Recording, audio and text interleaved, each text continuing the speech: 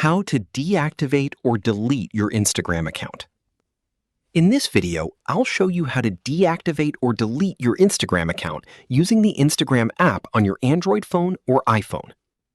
Start by opening the Instagram app and tapping your profile picture in the bottom right corner of the screen. Next, tap the three-line menu in the top right corner and select Account Center. Scroll down and tap Manage Accounts. Then tap Manage next to the Instagram account that you want to deactivate or delete.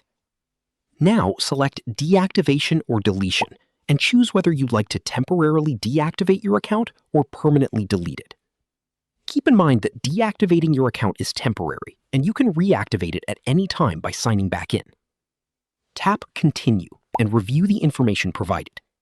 If your Instagram account is linked to a Threads account, you'll also see how it may be affected. Enter your Instagram account password when prompted and follow the on-screen instructions. Instagram may ask you to select a reason for deactivating or deleting your account before asking you to confirm your choice. That's it. You've successfully deactivated or deleted your Instagram account. If you find this video informative, click on like, share, and subscribe for more videos.